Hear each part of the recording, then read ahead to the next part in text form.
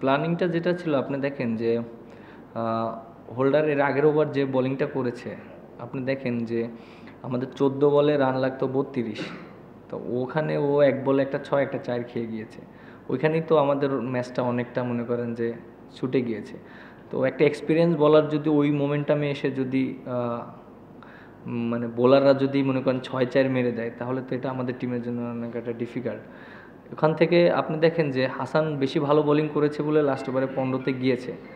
So ওইখানে যদি আমি যদি আর একটা দেখা যাক মুশফিকরে যদি করাতাম, যদি হয়তো আর একটু বেশি মানে 12-13 দিয়ে দিত লাস্ট ওভারে, তো আবার একই রকম লাগতো, এরকম 10-12।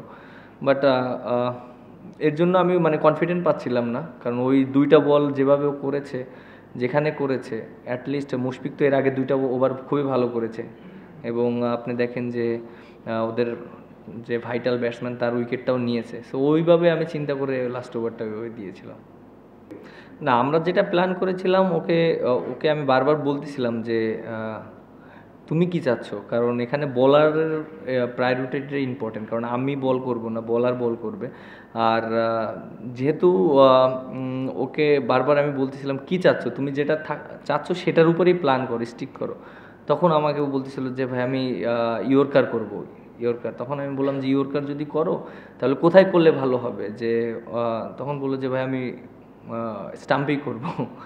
তখন আমি বললাম ঠিক আছে, স্টাম্পে ইয়র্কার করার চেষ্টা করো, স্টাম্পে ইয়র্কার করলে হয়তো করবে। বাট আমি ওর দোষ দিচ্ছি না, কারণ ও এরকম একটা পেশার সিচুয়েশনে খেলছে, অনেক দিন ইনজুরিতে ছিল। তারপরে তারপরে এভাবে এসেছে, ও ভালো বোলিংই করেছে।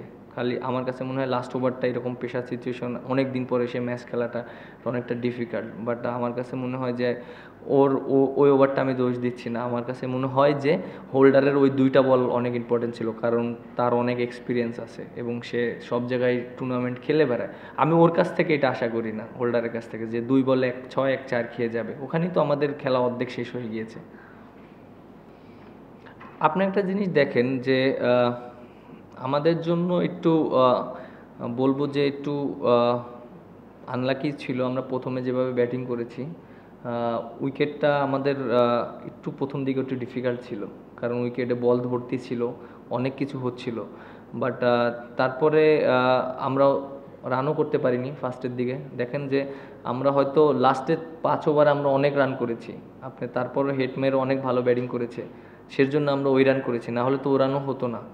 সো পরের দিকে উইকেটটা কিন্তু অতটা খারাপ ছিল না, ভালো হয়ে গিয়েছিল, আমরা দেখতেছিলাম বল ওরকম টার্ন করতেছিল না। আর টি-20 খেলা একটা জিনিস দেখেন, আমরা তো ওদেরকে ধরেই ফেলেছিলাম। বাট বোলার মানে ওরা যে ব্যাটিং করেছে, যেভাবে ম্যাচ জিতেছে বোলাররা, মানে সবাই এটা বিশ্বাস করেনি। বাট আমার কাছে অনেক ভয় লাগতেছিল, সত্যি কথা, টু বি অনেস্ট। আমি ভয় পাচ্ছিলাম যে ক্রিকেট খেলা অনেক কিছু হয়, আমি এটা বিশ্বাস করি, এরকম আমার সাথে অনেক কিছু হয়েছে, আমিও দেখেছি। হারা ম্যাচ অনেক সময় আমরা জিতেছি, আবার জেতা ম্যাচ হেরেছি। বাট ওই মোমেন্টামে আমার খুব ভয় লাগতেছিল, সত্যি কথা, টু বি অনেস্ট। হয়তো জানি না সবাই কিভাবে নিচ্ছিল, বাট আমি সিরিয়াসলি নিচ্ছিলাম অনেকটা। টসটা অনেক ইম্পর্টেন্ট ছিল, সত্যি কথা, টু বি অনেস্ট। এবং প্রথম দিকে উইকেটটা একটু মানে আমরা যেভাবে আশা করেছিলাম যে অনেক ভালো হবে, অনেক সুন্দর হবে, ওই রকমটা হয়নি।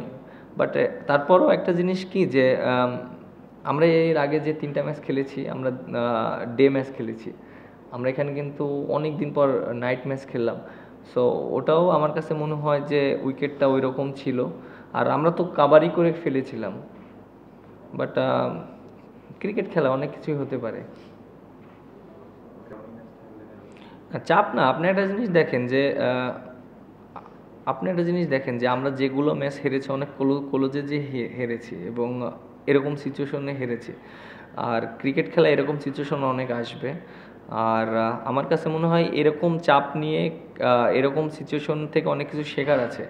সো আমাদের এরকম সিচুয়েশন থেকে যদি আমরা শিখতে পারি, আমাদের ন্যাশনাল টিমে যখন আমরা খেলবো তখন আমাদের জন্য ইজি হয়ে যাবে। সো আমার কাছে মনে হয় যে আমাদের টিমে অনেক ভালো প্লেয়ারও আছে। দেখেন আমাদের টিমে কিন্তু হাইস্ট রান গেটার আছে, নাইম শেখ যেভাবে ব্যাটিং করেছে, হাইস্ট রান গেটার।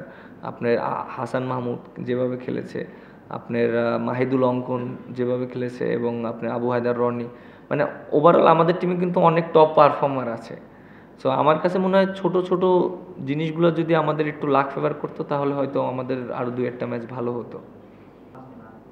না, লাস্ট ওভারে তো আপনি কিভাবে, আপনার পেস বলার আছে, আপনি দেখেন যে হোল্ডার আছে, মুশফিক আছে, তো এখানে তো স্পিনার দেওয়াটা এটা না, যৌক্তিক না, কারণ স্পিন বলার যে কোনো ব্যাটসম্যানের দুইটা বল লেগে যেতে পারে, দুটো ছয় হতে পারে, পেস বলারের তো ব্যাটসম্যানকে মারতে হবে, আর স্পিনার তো মনে করেন যে অনেক সময় হয়ে যেতে পারে। সো আমার কাছে মনে হয় যে পেস বলারই বেস্ট অপশন, অনেক সময় হয় না, এটা একটা ডিফারেন্ট ইস্যু, বাট পেস বোলিংই বেস্ট অপশন। আপনার হোল্ডার যদি ওই দুইটা বল যদি মনে করেন কি যে ভালো করতো, তাহলে আমি আর ওই ওভারটা হাসানরে করাতাম না। ওই দুইটা 6 আর 4 যখন হয়ে গিয়েছে, তখন 12 বলে আপনার লাগে 22 রান, তখন আমি কি করব, আমার বেস্ট বলারটাকেই তো করাবো। সো যদি রান লাগতো 30-28, তখন আমি মুশফিকরে দিয়েই করাতাম, তাহলে কি হতো, যদি বেশি মার্কে তো 15 রানই দিত না, লাস্ট ওভারে হাসান এসে 15 রান ডিপেন্ড করতো। সো 22 রান যখন হয়েছে তখন আমার আর কোনো অপশন ছিল না, কারণ ওই ওভার যদি আমি মুশফিকরে দিতাম, দেখা যাক ওই ওভার যদি, বা হোল্ডার তো করতে পারতো না, তাহলে দেখা যাক ওই ওভারে যদি বেশি রান দিয়ে দিত, তখন আবার 5-6 রান বা 7 রান থাকলে তখন তো ওর জন্য আবার ডিফিকাল্ট হয়ে যেত।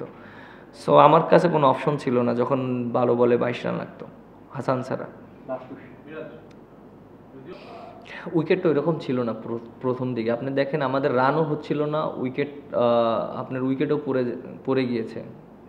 আর যেহেতু ওরা আমাদের অনেক কি ব্যাটসম্যান, এর জন্য আমরা চেয়েছি যে ওরা যেন খেলাটা ডিপে নেয় এবং পরের দিকে খেলে। আপনি দেখেন লাস্টের দিকে তো অনেক রান করেছি আমরা, প্রথম দিকে তো আমরা রান তুলতে পারিনি ওই রকম, বাট প্রথম দিকে যদি ওদেরকে পাঠাতাম, আউট হয়ে যেত, তখন তো আমাদের 164 রান হতো না, বাট এই উইকেটে তো 164 রান অনেক রান।